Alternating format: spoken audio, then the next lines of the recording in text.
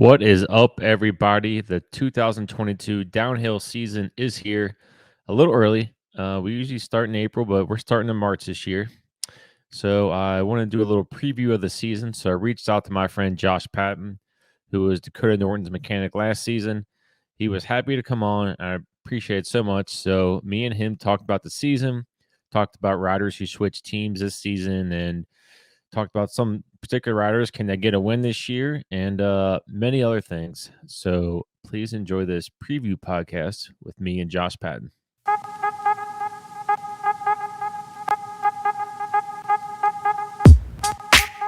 All right, Josh. Thanks for coming on. Thanks for doing this. So, for people who don't know, you were involved in the downhill scene last year. You were Dakota Norton's mechanic. So, to get you on is pretty special. I truly appreciate it. So, I didn't see your notes. I sent you mine. So, is there anywhere you want to get started for today for this season?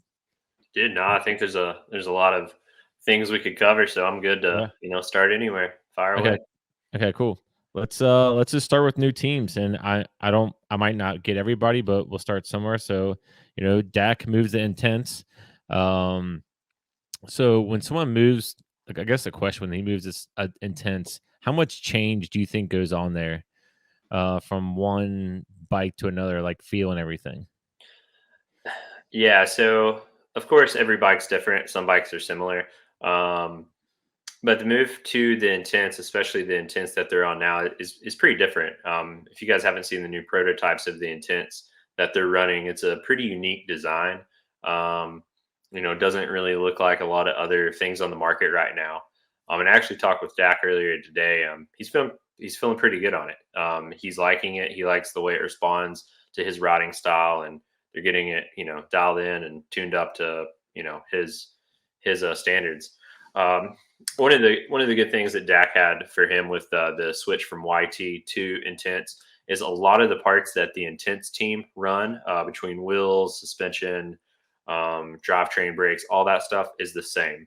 So, E13 wheels, that's the same. TRP drivetrain, brakes, that's the same. Um, and I think there's a few parts like Renthal bars and stuff like that, like smaller bits that are also the same. So, the main thing that just changed for him was the frame, of course, and then also tires. The Intense team is on V tires now, so they came off of Maxxis. So I'm sure that took a little bit of getting used to. It always, it's like putting on a different brand of shoes almost. It just takes Yeah. like a week or two of walking around just to like, make it habit, and then after Yeah. that, it's normal for you. When you guys last year, when you guys were before the season started, how like let's say a week out, how like was he like dialed in? Was it just like clicks here and there, more or less? Last year we had a little bit slower of a start to like going into the World Cup season, and a little bit of that is just from the availability of like steep tracks and big races. Like we had the GRT, we had a little bit of tuning in there, but it's also like the same course that he can ride blind. He rides it every single day, and that's the Yeah. Windrock Pro GRT, and that was in March. So when you go to Europe, I mean, the tracks are big, they're steep, they're fast, they're just different than like what you train on here. So there's always a little bit of adjustment that comes into play with that, and that's why you see a lot of teams going to like Portugal and Spain and various warm places in Europe this time of year. Um, to get that week of riding in at speed on a big track on steep stuff to figure out that last minute fine tuning before the first race. Okay. Cool. Yeah, I was thinking this the other day. You don't see many riders. Maybe I just don't think about it. Like you don't see them like in Colorado. I could still snow. It's either California or now it's a lot of Tennessee. Yeah, the Southeast is blowing up for that. I mean, you have all your Cali kids coming out here for like a month during the Yeah, winter, um, which is it's beautiful in Southern California, yeah, but they're wanting to be on big, fast, open downhill tracks to get ready for the World Cup season. So yeah. yeah, it's true. So Greenland goes to Santa Cruz. From what I've seen, he looks good on it, but we're just from what we're seeing from Instagram or however you want to put it. So, but he looks very like he like thrown it around real good. What do you think? Oh man, he was on fire last year. Yeah, Dude was fast. I think that being on Santa Cruz this year is probably a really good move for him. That team stepped Yeah. it up in a big way. Um, and I will be very surprised if we don't see many podiums from the syndicate. Yeah. And that's with Greg, that's with him, that's with Jackson, and that's with Nina. I think Yeah. that's a big come up that we're going to see a lot of Santa Cruz on the podium with them. Yeah. What, Greg will be 40? Is he 40 now? Yeah, I think so. I think he turned 40 in November. Not. And so, yeah, and he's got the rainbow stripes on. So it's pretty Yeah. awesome and pretty awesome to be in the pits at Val di Sole when he won world champs. Yeah. Syndicate was put next to us, and everyone was stoked for Greg. Yeah. If your rider's not going to win, everyone wants like Greg to win, something like that. Right. He's the goat. So it's pretty awesome. Yeah. You just don't know when he's going to be like, hey, this, like, he doesn't seem like he's ever going to hang it up anytime soon, but you're also like, Father Time sometimes comes around.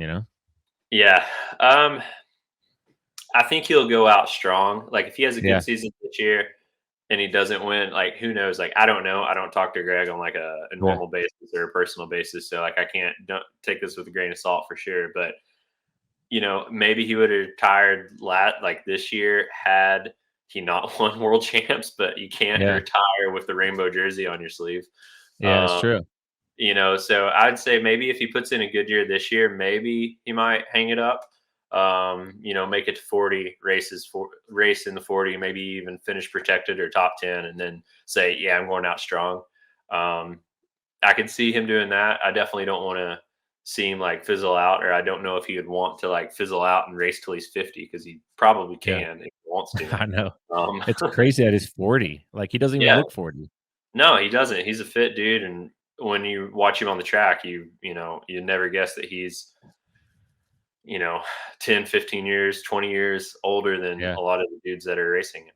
So it's crazy. Yeah, he left O'Neill, went to Fox. They were longtime partners. That's just a gear thing. So it kind of caught me off guard when I saw him do an interview. I was like, oh yeah, he's on Fox now. Yeah. Yeah. It is weird. It's always weird to see like the standard Yeah, logos on someone like Greg change. I yeah, think it's a good move though. I think Fox is making some nice things. So yeah, for it's a sure. good point. Lucas Shaw went to Canyon, and Mhm.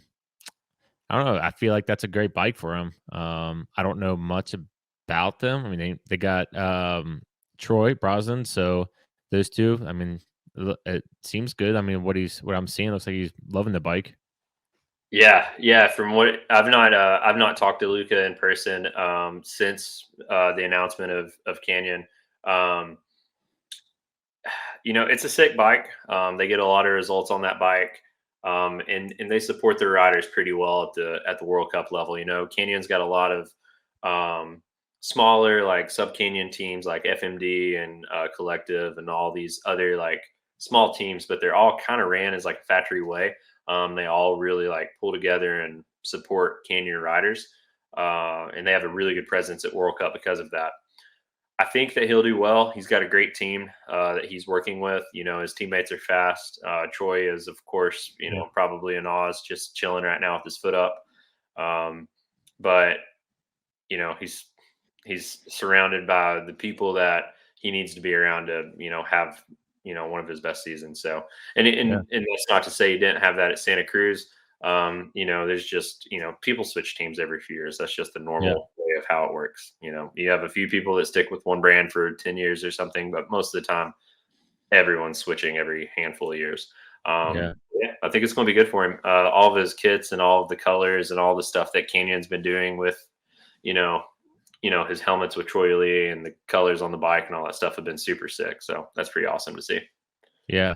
I didn't put it on my list or my notes, but Danny Hart, I think, switched teams. I'm not 100% sure. Do you know about that? If you did, I can't Who remember. is it? Danny Hart. Oh yeah, you cut out. Yeah.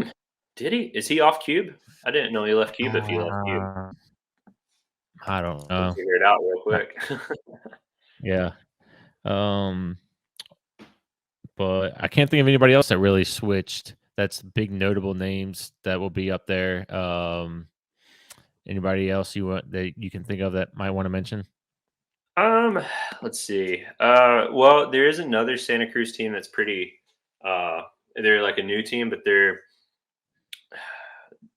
I think that they're going to be a team that's.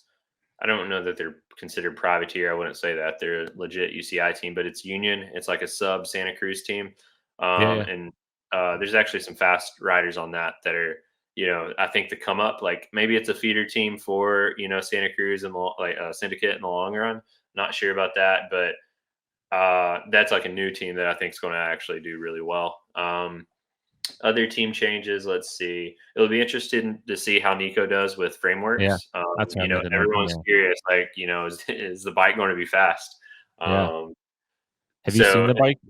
not in person. I've seen a lot of Okay. photos. Yeah, And his mechanic this year was one of the mechanics for YT last year, Ancho Perez.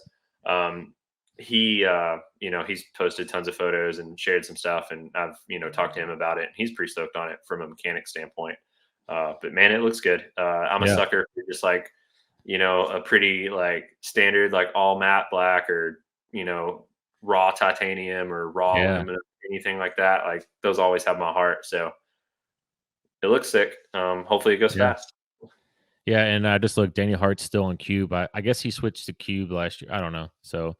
Yeah. Um, so, do you think my next note is here? Do you think Finn will get a win this coming season? He's so freaking close. He's been close. He's on Specialized Gravity. Yeah, Specialized, like they show up, they put the money into that team. Like in the World Cup pits in Europe, they have like this like weird like 3D hologram like display that's like showing off like Specialized products and all this stuff, and it's super trippy. Um, but that's just like hanging out. So he's definitely got the program to do it if he's going to do it. Um, like a lot of other guys that are in the top 20, they're so close. They've been on the podium or they're always sixth place and not on the podium. He's that guy that's kind of due for a win. And I think it's a matter of time before we see it. I yeah, definitely think Finn will get a win before he retires. I don't know if, he'll pass like Aaron's record or anything like that. Like, no offense to him, but, yeah, just where he's at in his career, it's like, I think that um, him and probably like four or five others are all sitting right on that spot, just waiting for that win. yeah. He qualifies great.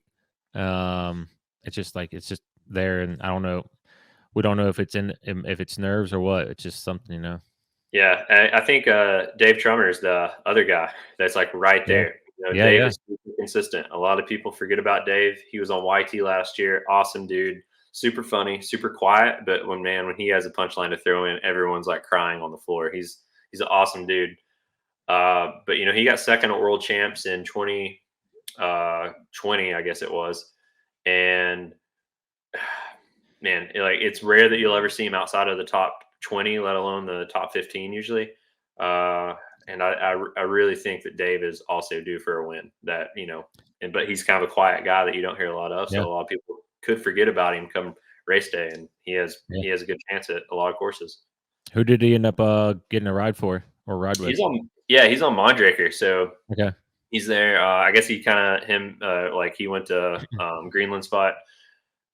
He's there with Brooke, and they have a couple other dudes. I can't recall who, but yeah, probably a good fit for him. Mondraker does pretty well as far as like putting money into it and having a good showing, having a good pit setup, all that stuff. They're not very known in the United States. It's a very Yeah. very rare thing to see a Mondraker.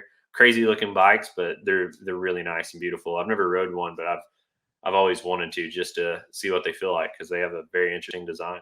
Yeah, I'll see a couple pop up here in Bentonville from time to time, and then my buddy rode one. My buddy Jake rode one at Outer Bike in 2019, and he still can't stop talking how much of a fun bike and how it rode was. Yeah, sick. So one thing I want to mention on, and I don't know how much you can go into detail. YT kind of closed their downhill doors, and you know, do you do you think they'll be coming back? Yeah, so if you had watched the video that Flossman produced, the owner of YT, and the founder of YT, he he said at the end, and this isn't like word for word, but basically it's like, this isn't goodbye. This is just you know, a hold or wait or anything or something along those lines. Like basically saying like, hey, we're not going to have a team in 2022, but we're going to be back with the team. Just hold on. Yeah. So what that looks like for YT, I've heard a lot of things that still work for YT. Um, in some capacity, I'm not like a full time person or anything with them, but I do Yeah. work for them some, and there's been some things like mentioned a little bit, and I'm really interested to see how it goes. And the reason is because YT doesn't like, if they're in, they're in. They fully invest into it. They make it look good. They do it better than anyone, and they usually come out swinging whenever they want to like start something new or do something right. I mean the new Capra video that came out about a year ago, that thing was 20 minutes long and it was epic just for a one bike release video. Yeah. Uh, Yeah. in the middle of the pandemic when there's like crazy supply shortages and everything else like that, but they put a lot of money into a really sick video. So when they do it right. So I think when YT decides to bring back a World Cup team, it'll be pretty sick. Do you think Yeti will ever have a downhill team? It's a good question. I don't know of any plans to bring back like the 808 or any like Yeah. committed downhill bike. Yeah. Um, I don't know if also that's their market. Downhill Yeah. bikes. You go to some bike parks and you'll see downhill bikes, and usually the guys with downhill bikes race. But your average rider does not have a downhill bike; they have an enduro bike, and they just do laps at the bike park. So for a lot of markets, the downhill team is just to have photos, be on Red Bull TV, do cool stuff, and have your name out there. It's like Formula One. It's like, no, Honda doesn't make a Formula One car that you can go buy or that you should go buy, but Honda's, in Formula One because Ferrari's in Formula One and so on and Yeah. so forth. And you get that TV time with your logo on the nose of the car.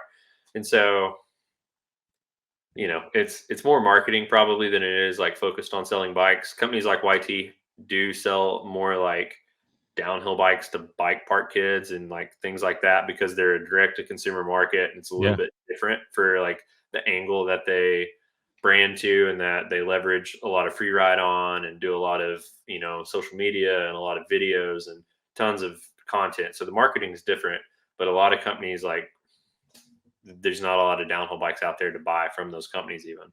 Yeah. So I don't know. It'd be interesting to see if Yeti brings it back. It would be a cool looking bike, I'm sure. They always have something cool suspension design going on, but it's usually not a profitable thing to have a World Cup team and a downhill bike if you're not selling a whole lot of them. Yeah. That's a good point. So I'm gonna probably butcher this guy's name. Is it Thibiu? The guy in Kamasol that Oh, basically, T-Bone. yeah. Oh yeah. Uh, so he got in a pretty bad crash at Snowshoe, and from what I don't know if he's back 100%. If you know, or how if he's gonna be there this round. Um, I would imagine he's back. He he got beat up at Snowshoe. Their pit was across the aisle from us, and yeah, man, Yeah. he was hurting. Uh, he was hurting bad, and he had I guess it was right before Leger at maybe one of the IXS races. He like got hit and like busted his nose open, and I don't even think he was supposed to race. And then I think Oh he might yeah. have won Leger Yeah. And he had black because of eyes. that. Yeah, yeah, so the dude's tough. I mean, a lot of the French riders are just crazy and tough. There's a reason that you see a lot of French on the podium at World Cups. Yeah. Uh, there's another level of speed that they can pull out sometimes that just blow people away. Um, so yeah, I think he's going to be competitive this year unless there's been something going on in the off season with his injury or with another injury or anything like that. He'll be up there for sure. Yeah, he's still relatively young. I think they didn't expect him to be on the podium like he was. I thought that like they thought Amari was going to be the guy, and then he just kind of surprised everybody. Yeah, yeah, and that happens. Like sometimes people have off years. I think Omri had I think he had an injury at some point too. I can't Yeah. remember when it So was. going into last year, came in with like in the all season, he like broke his back or hurt his back real bad in a crash. Right, right, So and then, you Yeah. know, I mean, yeah, these guys are, elite athletes, but Yeah. injuries still hurt. And what they're like, before and after practice and racing every day, these guys are stretching, they're rolling their muscles, they're getting massage, they're getting treatment, they're icing stuff down. They've got, icy hot patches. They're, doing the full 9 yards. And, some of these days they might do 3 runs. Like on qualifying day, they're Yeah. doing 2 practice runs and a race run and then going home. And then race day is the same. And they're doing all this, like, looks like they just come off of a football field or whatever kind of treatment, Yeah. because a lot of these guys train through injuries. There's not a lot of downtime between some of the races. There's lingering injuries that are hard to heal, in downhill. So but everyone still competes. So Yeah. I would never count them out. I never count anyone out just because they've had an injury. It's something they're used to. All right. I'm gonna wait. I'm gonna skip one. So snowshoe moving to middle of the season this year. Good, bad, or what do you feel? I think it's good, and the reason is I think there will be more spectators if there can be, if they'll let them on the mountain. I don't know where Mhm. everyone's going to go to or park, but I think there'll be. I think it'll be good because of that. Just with openness of summer versus fall, and I mean with pairing it with Mount St. On, then that helps. It's kind of like how Yeah. Wyndham used to be. It used to be kind of in the middle of summer, then go to Yeah. Canada or vice versa. And another good thing about snowshoe, being kind of in the middle of the season, is I think it will see a lot more participants. Yeah. So last year it was the doubleheader at the end of the season. Yeah. If you're sitting like 50th place as a privateer, it's expensive to come over here and bring all your crap for 2 races and, like, live out of a van and get get to snowshoe, either flying to Yeah. DC or Roanoke, and, like, deal with all that, especially during a pandemic and yada yada. So I think where it's in the middle of the season and the points are a little more valuable to some, trying to creep their way up and keep contracts and keep gaining on their overall standings and stuff, I think we'll see more participation, probably even more like in the junior fields and stuff like that. Hopefully more in like the junior women's fields and everything like that, because they were pretty low last year at snowshoe, because it's the last race. If you've not had enough points to, like, catch up and do something good, it's hard to sink that coin into coming over. But also, since there's this Canada race, Mount St. On, then that should hopefully incentivize people to come over and Yeah. hit both of them up and do that. So yeah, Yeah. I know. most of the year, I'll make this note. Most of the Europeans hate that they have to come to the United States or North America in general for a couple races. Like, Really? yeah, dude, it's expensive. Yeah. I bet. I heard that Common Style, like, between all of their baggage fees and all that stuff, we were paying like tens of thousands of dollars for last minute plane tickets plus luggage and all that, because they just said, "Hey, the heck with it. We're going to put it all in a box and pay the overages and deal with it, and be last minute about it." And sometimes that stuff happens. Like, Yeah. it's hard to plan for like a team of 12 to 20 people after you consider photographers, team managers, mechanics, riders, seniors, road managers, all that stuff, to come to these races. It's not just the 4 riders and 4 mechanics on the team. It's a lot more than that. And that's expensive, especially if, like, stuff goes wrong, or, you don't have a lot of stuff based in America or whatever the case. It gets really expensive.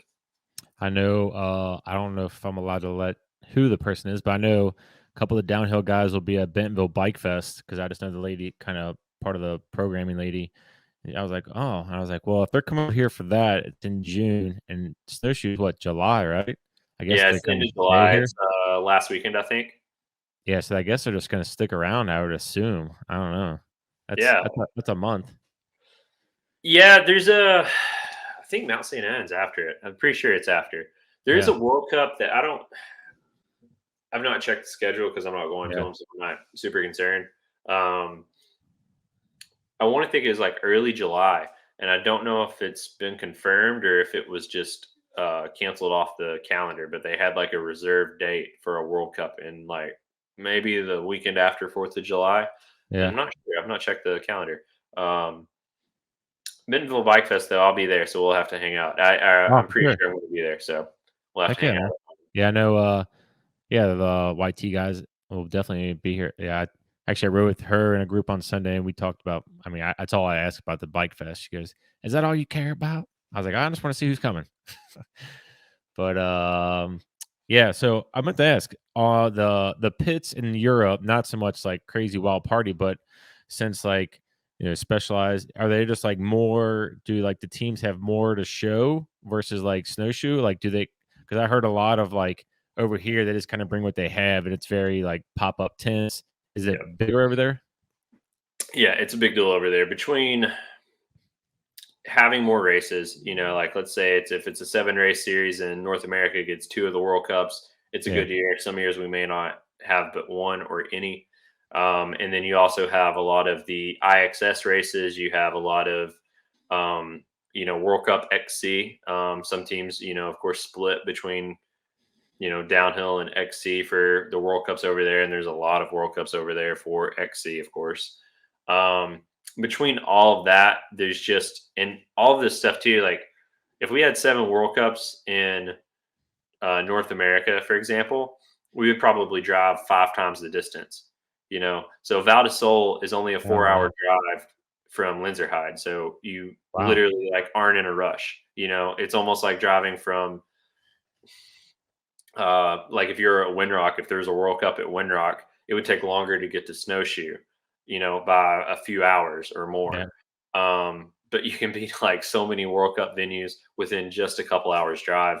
And that's that's a little crazy. bit of the reason that there's more World Cups there and there's more money invested into it. And there's a little bit more of a system for that. It's pretty wild, to be honest.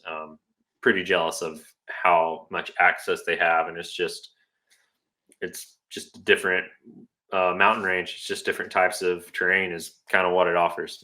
They have what is needed for that, and we really don't here. So, Do you think I meant to say with snowshoe being in the middle? Do you think the wild after party goes away because the season's not over? oh man, the wild after party last year. I'm surprised they're allowed to have a World Cup after what all happened last year. If you don't know what happened, there's Instagram videos out there for it. But there was a lot of people that went to jail that night. Oh my gosh. Yeah, some people got super carried away, and I mean, that's saying a lot for having been around a lot of World Cup, like people and all that, like snowshoe people let loose. But Yeah. it brings them out in a ton of money, so they'll Yeah, yeah. probably hire more security next year and deal with it. I mean, I'm sure they're making all the money and then some that they could ever dream of with the World Cup at snowshoe. So, yeah, I'd say the party's not going to be quite as wild because they have a job to do, the following week. But it's kind of like that every race. Oh, You know, really? yeah, a lot of races get crazy wild, and in Europe you have a whole lot of fans that stay around, and that's why they're there, and the fans just go wild. Leger Okay. was insane; like they were trying to tear down lamppost, and like I mean, insane, insane. Probably responsible for a wave of COVID in Europe. It was quite insane. That's nuts. Yeah. All right, so back to what we have. So Troy Brosnan got hurt. I think he was racing. I don't think it was practice. Hit his back against a tree. I did not look to see if he's racing this weekend. I would say I don't think he is. Or was his back or his foot? You mentioned earlier, didn't you? Yeah, I was wanting to think his foot, but maybe it wasn't. Maybe it was his back. Yeah, I remember seeing the video. I doubt he's racing. yeah, Dude looked like he got pretty beat up. yeah. So he'll be out round one. Hopefully, we see him back round two. Perion. So we kind of already kind of touched on this. Does he have a bounce back year? And is he in the title hunt? I would say so. Yeah, for sure. Always, always. Yeah. And then dark horse. Do you have any dark horse riders? Ooh, Podium or win? ooh. Well, I'm pulling for Dak to get Yeah. his podiums, and I would love to see Dak get a win this year. I mean, he's one of my closest friends, and I think that he is definitely due for a win. Um, I hope he I hope he gets it sooner and later. I Yeah. really do. Um, we got a sixth, a seventh, and a ninth last year for a few of our top results. And man, that I don't even think we celebrated after the 6th place at Snowshoe. Like I think we were all just quiet at dinner and just like, it was Yeah. exhausting to think that you were a quarter second or less off of a podium. Yeah, because he qualified well, didn't he? Didn't he qualify real well or something? I think we qualified like 4th, and Okay, then yeah, yeah, I mean those hurt. Like, dude, those hurt worse than a crash. Like, yeah, it's I bad. bet. At least, like, I don't know. Everyone's got a different feeling about it, but yeah, that hurts. Yeah, I could see Luca back on the podium some this year. Luca's got he was on the 2nd race snowshoe podium last year, I believe. Luca's always a threat for the podium. Uh, if Troy Hill's up, when Troy Hill's up, the next race after this weekend at Lords is it's like middle to the end of May at Fort Bill, I'm pretty sure. So anyone that even gets hurt at this race has plenty of time for the most yeah. part to go up and be ready to go again for that. So I'd say Troy's going to be there, and Troy's fast. Let's see. I'm trying to think of Do any you like put dogs or black horses that like may like come up. No, I know people are gonna kill me for this, but where do you put Gwen at now? Oh I know he's yeah. not. Well, the new bike is fast. Yeah, I'm hearing that the new bike is fast. Everybody's stoked on it. It looks like it's performing well. That could change things. It's a very different design than like what they were on last year for the intense prototypes. And I mean, Gwen only raced a couple races last year, so yeah, we don't really know his speed because he had that weird injury. I think at Mountain Creek or something. And maybe Gwen was there. We just didn't see it at the first 2 races, but maybe he was there later on. I don't want to count him out because he's probably one of the like I would say next to Minar, he's probably one of the most wise and strategic racers on the course, and like knows what he has to do to get what he needs to get and so on. So I definitely wouldn't count him out. And I'm very interested to see how he does. yeah, He's not the young guy in the group. But and here's the other thing: a lot of people, I hear the things like everyone says, like, "Oh, when's Glenn just going to hang it up? He's not fast anymore." Blah blah blah. He was one of the greatest, if not the greatest, racers for a solid 5-6 years. yeah, yeah, Give him a chance, give him some time, and even if he doesn't get another podium or top 10 or whatever, what if he is like old dog in the game now? So what? He's had a better record than almost every other downhiller to ever live. Um, I think him being in the sport helps a lot for American downhill. I mean, he's got a lot of value behind him. Brands really support him. He's got mass following, and some people are Gwen fans till the day he retires, and then some. yeah, And that I think helps us in the United States with our riders that we have coming up and everything. When there's that dude with a lot of money invested in him, that kind of makes other companies step up and keep the money going towards the sport. So I hope he keeps doing what he does and sticks with it for the better of the sport more than probably anything. But it would be good to see him have I'm always pulling for the Americans because we're so outnumbered in Europe. yeah, yeah. Have good results. Let me see. I'm looking through the list to see if there's any standouts that I think will pop up and uh, do really well. Dante Silva could. Dante's on a little bit like more proper of a program with Canyon this year. It's one of their new teams, and he's been doing testing in Europe and stuff like that in the off season. So it'd be cool to see Dante get in the top 20. A few times. I think he might have got in top 20 once last year. I think he got like a 13th or maybe 15th at one of the last World Cups at Snowshoe. So it'd be cool to see him, get up in there. Matt Walker, he had a little bit of an Yeah. off season last year, but Matt's fast. He's won the overall. He's a super plugged in. The dude sleeps. Fun fact for a lot of you guys that don't know this, but Matt Walker sleeps in his van. He's got a Sprinter van just like you have or whatever. Yeah, yeah. Fully kitted out with a bed and kitchen and all that stuff. And he sleeps in that in the pits at World Cups in Europe. And Danny Hart does the same, but Danny's got kind of like a smaller camper setup that him and his family stay in. And they have like their mattress, they have their system. I mean, it's it's as routine as like a security guard at a prison kind of routineness. On the point, know what they do, and Matt's calculated. If Matt can, have a good run and have some, good motivation and everything, I think he's always a contender. In Reese, yep. well, Reece I was just Wilson. gonna say again. Reece Wilson. Oh yeah, Reese. Man, like he comes out of nowhere sometimes. Yeah. like like Leger, like that crash there was crazy. Like he was on a killer run for that to be so muddy. Like that was like so gross. Like video does not do that race justice whatsoever. Like I ruined clothes there and I had to get on a flight like 12 hours later. And I know that like when my bags got scanned coming into DC and everything, like through customs, that they were just like, Jesus, what is this? It's just tons of wet gear in a bag. Yeah, yeah. Um, it was so bad when I opened that thing up too. Um, but no, he's fast. He's definitely fast. The only thing I worry about with Reese is maybe him getting ahead of himself. Yeah. It's really easy for those young guys that have had a lot of success, like back to back to back. Like they're talented, they're fast, they put the work in, they have a system. But it's very easy for a derailment of one or two bad races, putting their mindset in a dark place, and then like mistake after mistake coming. Because the pressure builds. Like, I mean, this is a very stressful sport. Like, when you do good like that, and you're like have contracts on the line, you have money on the line, and you're, putting it all out there, and risking breaking your neck.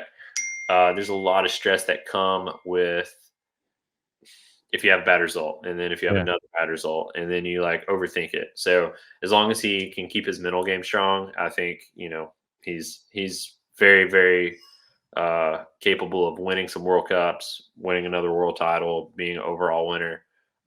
It's just a matter of him keeping a level head. Like we don't have to worry about like Greg keeping a level head. You know Yeah. what I mean? He's got the experience to know how to deal with that pressure. Look On a at race anyway. So look at Vergier and Snowshoe. He had it final run. He kind of choked. yep, that's Yeah. it, man. That's it. And he ended up third overall. He went from Yeah. first to third, and he had 2 wins in a lot of first place qualifying. Yeah. Um, I mean, dude is fast. Vergier is fast, and that was probably a big lesson learned for him. And I would say we probably won't see that same mistake out of him again. I feel Yeah. like he's the kind of rider that wouldn't make that mistake again Yeah. because he was like, I mean, most of the time, if he doesn't get inside his head or doesn't like make a mistake like that, Vergier is going to be one of the fastest guys on the mountain. Whether he puts down 90% or 100, his 90% will a lot of times beat everyone else's 100%. So yeah, that's kind of there's a good chance that Vergier will win the overall again, like win the overall this year and not let it slip through his hands. Yeah, for Good sure. chance of it. How do you think? Who was the guy that was on white? You talked about him. Is it Trummer? Is that his name? David, yeah, Trummer, Yeah. yeah, How do you think he'll do this year? yeah. I think he'll do good. From what I've seen on social and stuff, and I've talked to him very lightly, that the bike, he likes it, he loves it. I've never really heard like you'd said earlier, like I've not heard many people talk bad about Mondraker. I've also not Yeah. known probably more than 10 people to ride one. Yeah. You just don't see a lot, but man, I think he'll do good. Dave's a super calculated rider. He knows what he wants. He knows what he likes. He's super consistent. And that's why he's always in the top 20, always in the top 15, is he is very, very consistent. Dave can ride the same course 30 times and probably never miss a line once.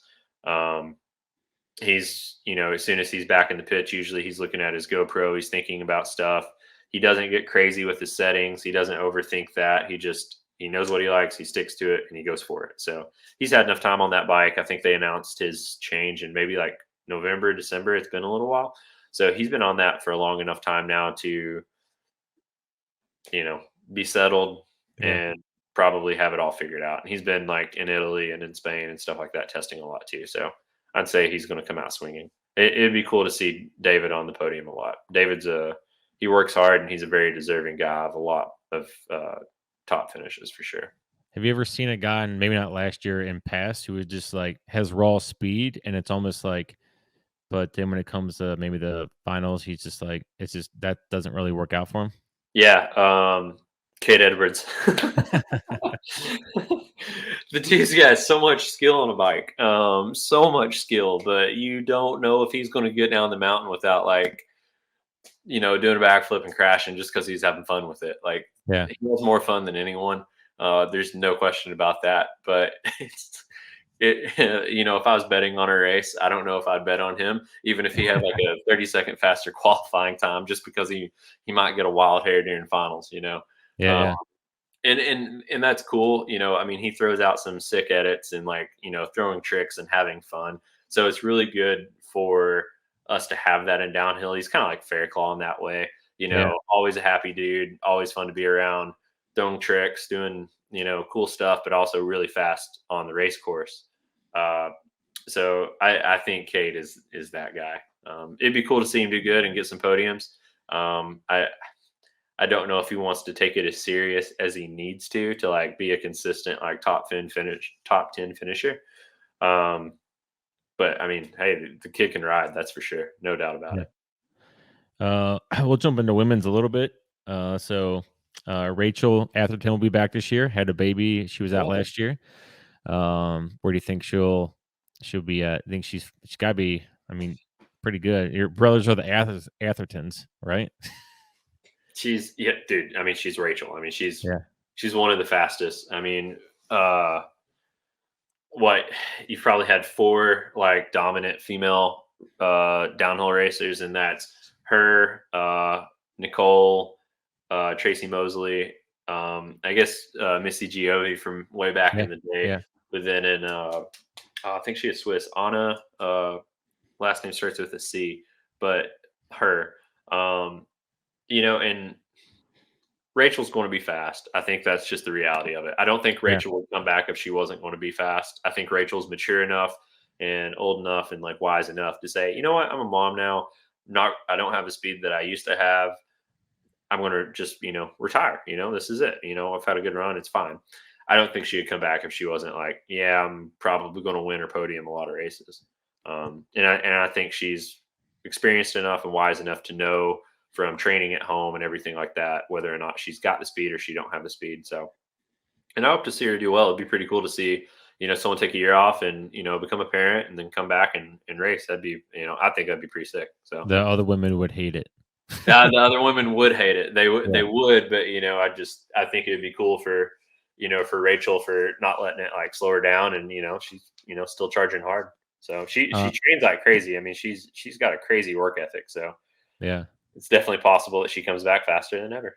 Who's I can't think of her name. Like it's on tip of my tongue. The young girl. She's like 19 or 20. She won world champions. Or she I don't know, but she finished the season good. She started, like, kinda rough. Um, in elite women or junior Yeah, women, or elite. I can't think of her name. I thought she was, like, only 20 years old. is it Valentina Hall? Maybe, yeah, yeah, Yeah. So yeah, I guess last year was her first year in elite, yeah, maybe her second, but yeah, she ended up with the overall. Um, yeah, that's right. Yeah, I thought she was I pretty think she'll young. do good, but yeah, I mean, the women's field's small. Like Yeah, it's hard to know like who's unless you just win every single race. Like there's a lot that can change because it's small and the points gap is so tight together that a lot can happen at the last race and that throw the points all apart. yeah, Um, like Miriam Nicole, she crashed. I think she crashed. Something happened to her at the second run of snowshoe, and Valley won that, and yep. that gave Valley the overall. So a lot of stuff can happen with one race in the women's field, just because of the balance of the points and all that stuff. I kinda see I guess she's not really an outsider because people know the name, but Seagraves is kinda like, man, it's ebbs and flows of, like, where she's gonna be a little bit. Yeah, yeah, uh, and that's kind of I don't think there was anyone last year that was probably Taller. known to win except for Nicole, Yeah, Miriam Nicole. However, Camilla Blanche, mhm, she she could win. You know, Tanya could win. Rachel could win. Valley could win. You know, it's hard to really know. I Yeah. honestly I have a really hard time predicting the women's race because they're all fast. Yeah, it's hard. It's very hard I to know. think all the names you said though is basically in um where it's basically the circle. There might be one outsider make their way in this year, but that's basically it. Yeah, yeah. I mean, you're pretty much guaranteed to know like the 5 to 8 women usually that are going to podium. Yeah. You know, Nina Hoffman, she's on Syndicate now. Oh yeah. And I think that's going to be a good pull for her to see her on more podiums. Because I think her speed and I think her mindset and everything like that's going to allow her to excel. And maybe she was just needing that last little click of being on like a full factory team. So very good chance that she could, you know, be on a lot of podiums. Yeah. Um, I don't think she's aged out yet. I think she's still in junior, but the girl that signed to Specialized Factory, Yankova, Mhm. Isabella Yankova, she's from I think Bulgaria. Um, she's fast. Whenever she's an elite, that's going to be a force to reckon with. You know, I'd be very surprised if we don't see her on a lot of podiums first year in elite. I'll keep an Um, eye out. yeah, yeah, and there's always you know going to be a couple of the girls that move up to elite that you know just rock a few people's socks, just like we see that in elite men. You know, when Jackson Goldstone gets to elite men, he's probably going to do pretty well. You know, I expect him to do pretty well at least. I'd be surprised if he didn't. You know, I hope Ocean does well this year. Ocean O'Callahan. Um, not really sure how his speed is compared. It's hard to tell a little bit because of the juniors race so early in the morning. Like it's like 8, 9 o'clock, and then elites race at like 3 and 4 o'clock. Yeah.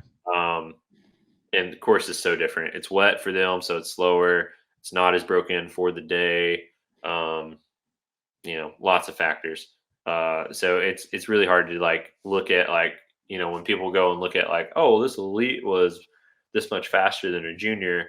Well, that course could have been like 10 seconds slower, no matter Yeah. who would have been riding it at that point for the juniors than the elites, or vice versa. You know, it could have come a midday rain shower. Yeah. Um, you know, so it's really hard to tell. I mean, that 6 hour window or more sometimes that's between those two fields racing makes that hard to know really where they're going to stack coming into that same course or just into the elite field in general the year after. I remember I don't know, 3 or 4 years ago. I don't know the track, but some the race started dry, and then like with the first couple guys went down, the one guy held the time, and then it downpoured, and he ended up winning the race. Yeah, it was, I mean, Leger was like that. So uh, Leger was a slight drizzle, not that bad. A lot. I think some of the first guys even had like dry tires on, and then it it poured. Yeah. I mean, it poured. That was rough, man. Like there wasn't a gondola to take you down.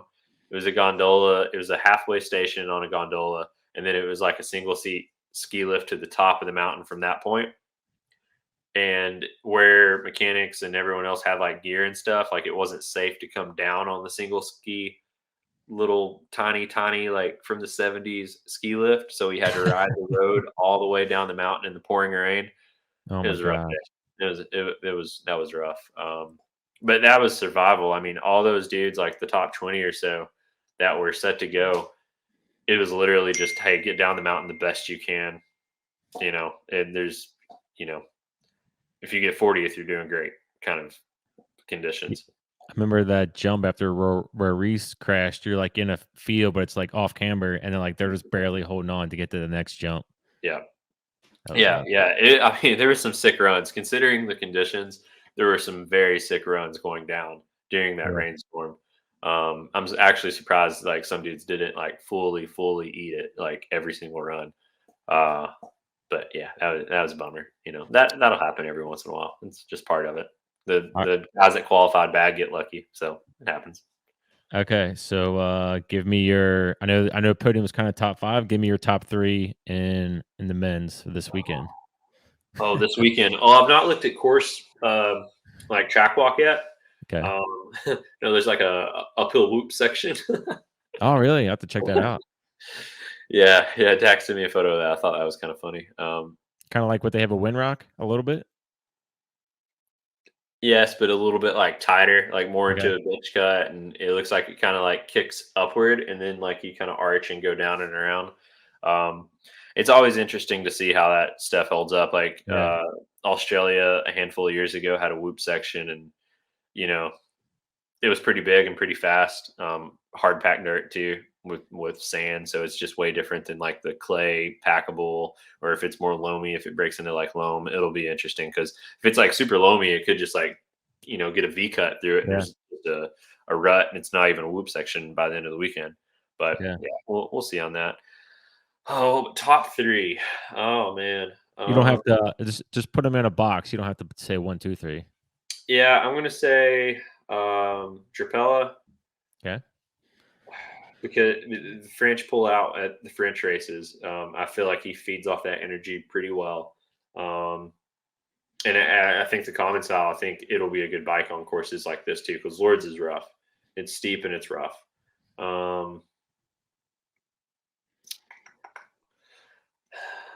Who else? Who else? We'll know more after time training. Uh, have you looked at the forecast? See if it's going to be wet or I not? haven't. I'm not. Let's see if I can pull that up. Yeah. It's probably on even like a pink bike article or something. I would be interested to see how Lori does. Yeah, Honestly, I was yeah, gonna say that bike too. and stuff. He might have some jitters, or he might come out like so stoked on it that he comes out just hauling faster than ever. Some guys want to reserve their first ride on a new whip, and they just want to start out, stay in the protected ranks. Use it as a learning experience, kind of. And then some guys come out swinging like, "Hey, we're Yeah. going to win everything this year." So be interested to see how that one goes. But he's Weather's clear. Weather's clear. 63 and clear. and I'll also say Vergier then. Yeah. And this is all based off of like what we've seen last year Yeah. and what the consistency of riders and like where they do well and stuff like that. Those are a few of my picks. Um, we could see really good performances out of some other dudes though that maybe we've known that Lords is going to be the first race of the season for a long time now. There could be some guys that have been training just for basically just this race. Yeah. Um, and it's it's a little different. It's not super bike parky from what I understand. So could be some surprises in there for sure. And also it's super rough. And there could be a lot of mechanicals, stuff that is unpreventable in some way, shape, or form. Yeah. So you never know. Who was the guy a couple years ago that literally wore jeans? He wore jeans as his pants. You remember that? Yeah, I don't remember who, but I've never seen the video. Yeah. Yeah, I can't remember who that was. And then I think some company was gonna make pants, but they look like jeans and see if he would run those. But I don't know. I remember that. Yeah, That's I'm sure hilarious. they're on Wish.com. I feel like you can get like full lycra that like look like a full denim suit, but it's off Wish.com, so I'm sure it's there. I'll take Purion, and you can't call Bruni is always up Yeah, there, always. and we didn't really talk about Bruni much. And I don't know how to think of it. I gotta think of somebody else, maybe. Yeah. Well, a note on Bruni. Bruni was the overall winner last year. He's fast. A lot of people never count him out. He's a lot of people's favorite. People, Europeans like freak out about him because he's the dude right now. I mean, he's got a lot of really, really good results under his belt. Yeah. And he pulls it off. So never count Loic out. Dude's fast. He knows what's up. He had an injury last year, and I think it was something to do with like foot, ankle, knee, something like that. Maybe leg, something. But never count the guy out. He's very fast.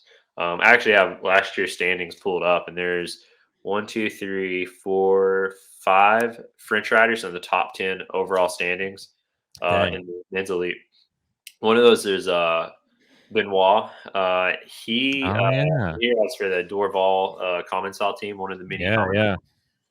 Dude's fast. He's consistent, and he'll end up in the top 10 or sneak his way like right below the podium a lot of times. I don't think he got a podium. No, he didn't get a podium last year, but he had 4 top 10s. So that's pretty sick. He's always one to watch, and that team has some pretty good support from what it looks like and what I understand. So he can definitely get up there. Yeah, there's so many, and it's like, yeah, top 3 one week, you don't know. It could be completely different the next. But yeah, there are some guys you just can't, uh, cancel out at all. Mhm. I meant to ask you, do you wish there was more races in a season besides 6 or 7? Probably not. It's weird that there's a race in March. There's some value to it, I feel like, but there's also some like headache with that.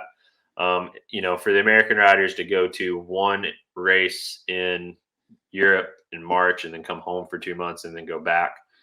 That's kind of a pain, but also it's like it gives you that time to like fix some things. Like, hey, this race Mm. sucked for me.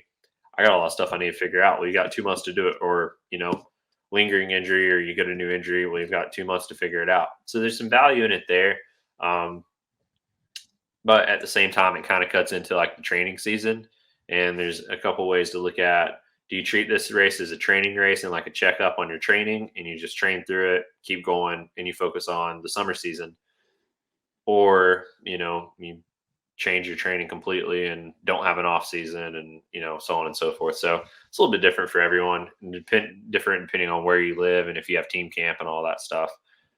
I don't really think that there could be more. I think that if there was like 8 or 10 races, I think you would start getting into a lot of burnout and injury. Because a lot of riders, especially a lot of European riders, they want to race their national championships in Yeah. their home country. You want that sleep, you want that. So there has to be some like time for people to go home and do that occasionally. And there's also like IXS Cup in Europe that's really big. It's a big series. You want to have time off to kind of do stuff like that. It keeps more people involved. It keeps other avenues of money in the sport. It gets some venues, some traction with, maybe it's not a World Cup, but, they're having an IXS this year. That venue's making money. So it keeps like good things happening for that area in a lot of different ways. So I definitely think there is a point to where they're like, if they had too much, like the UCI, and now it's Red Bull this year, but next year will be Discovery broadcasting things. I feel like there could be maybe too much, and that actually hurt in the long run from a financial standpoint. Yeah. Because they're not making money off the individual racers. Like there's, the fees that are associated with that stuff compared to the money that it takes to broadcast all of this is just pennies on the dollar. It's Yeah. broadcast is like why this sport is where it's at right now. So I really hope that Discovery does well with it, and it, stays free, and it is super accessible, and the coverage is sick, and all Yeah. of that. A lot of people I think are very curious about that. But a World Cup is a stressful event for a rider too, especially when you got back-to-back World Cups. That one day off in between for practice and time training and stuff isn't enough. The typical race week is, track, walk, a practice, qualifying, race. At World Champs, you get an extra practice day scattered in the middle. And yeah, they only make 3 laps, but every single inch of that track matters to that rider more than anything else in the world at those moments. The dudes are drained after a race weekend, especially a hard race weekend, like, a really physical track or changing conditions. Like, first practice run you're doing with mud tires, second practice run you're doing with dry tires, or vice versa. And, that kind of stuff is hard. It's a Yeah. lot of seconds to be decided there. And if you make the wrong decision, well, you did your job wrong that time. And, and that's for the mechanics too. I mean, so too many races, I think, would be a bad thing. Guys, and it's like Supercross, like the dudes that do indoor and outdoor season, they're animals, and they have a whole lot of money behind them to do that. Yeah. Yeah. If we had more races, it would take the industry more money, and it would take a lot of outside sponsors to make like that level of athlete function to where everything keeps turning. Yeah. Yeah, I'm always curious about it. Yeah, because I think Supercross and those guys do 17 rounds. I'm just like, man, that's a lot. And I think Yeah. about mountain biking, and we're gonna have one here this weekend, and then we don't have one till May. but then again, it's all over the world. It's not like it's all in the United States. Yeah, yeah, and I mean, and looking at something like NASCAR, those guys race every weekend between February and November or whatever the season is, Yeah. but they're going in circles. Like, not to knock a NASCAR driver, like Yeah, yeah. it's sick, but they're also like flying in on Friday night, Yep. doing a little bit of practice and a little bit of testing on Saturday, racing on Sunday, flying out Sunday night and going home and spending Yeah. time at home with their families Monday through Thursday. Um, Supercross riders take their family with them on the road and they live in a Yeah. sick RV most of the year, or maybe they fly home every once in a while. But downhillers, it's a lot different. It's vans to resort to resort, and RVs for some guys, and lots of plane rides back and forth to the U.S. guys. So yeah, it would definitely be hard, I think, to add a lot of more big important races onto the schedule. And that's why some of the dudes are like so stoked at like Winter Pro GRT and like the downhill Southeast races and everything, because it is so chill compared to a World Cup. Like, it's not Yeah. even the same level. It's not even like the same sport, honestly. So And chill. then also, with downhill or mountain biking, I should say, you start dealing with the elements because you're at higher elevation. You're not supercross where it's in a dome or something, there's weather Yeah, involved. yeah. I mean, Supercross tracks, even though they're different every single race, they're kind of the same. Yeah. In, Yeah. in a roundabout way, it's a lot more cookie cutter than downhill. That's for sure. Yeah. Well, I want to finish with a funny story that happened yesterday that you were involved in. This guy calls me, and it was actually a guy kind of like working on some things, and he calls me. He's like, "Oh, I can't help you." And then he goes, "Hey, man, I got a question for you." I don't even know why he thought of this. He's like, "You ever been to a downhill outside the U.S.?" And I was like, "No," and he's like, "Yeah, I'm going to Leo Gang." I think it was Leo Gang, and I was like, "Okay, hang on one second." And I texted you. I was like, "Hey, can you take a call?" And you're like, "Yeah." And I got the guy, and Josh is there talking to the guy, talking, and then I got the guy back on the phone. He goes, "I mean, I don't know who you are, but that was amazing how you made that happen like that." I was like, I guess he thought like, who's this guy who's been over there? Like, how is this going to happen so fast? You want to hear something funny? Yeah. He texted me today. I know the guy. I didn't realize it was the Jared that Oh, I yeah, yeah. know. But yeah, I grew up. I grew up racing BMX, and he was a Okay. BMX photographer for the longest time. And Oh, okay. he hit me up, and he's like, "Didn't realize that was you." So I actually need to text him back yet, but I didn't realize it was him. So Yeah, that small was world, pretty funny. it is small, and it all kind of came. I got his number because of Huff, so Huff knows everybody. So Yeah, of course. small world. Well, hey man, let me know if you want to do if you want to do one after round one or whatever. Let me know. Yeah, We'll see. yeah, Uh, for sure. but looking forward to the season, and I'll see you. I'm sure it'll be at Snowshoe, right? Yeah, I plan to be. Unless something Yeah. changes, I'll be there hanging out. If I'm not like working with the brand or something, I'll be there just hanging out. So Well, I'll see you here in Bentonville. yeah, in June. Yeah. The plan is right now is that I'm down there for that. I've not been to Bentonville in a few years, so I'm pretty excited. I Yeah, like good. Bentonville. It's small mountains, or small hills, but man, it's Yeah, good riding. they make some good stuff out of small hills. That's for sure. Oh yeah, for sure. All right, man. You have a good weekend and enjoy the race. All right, thanks, Justin. Thank you. I'll see you.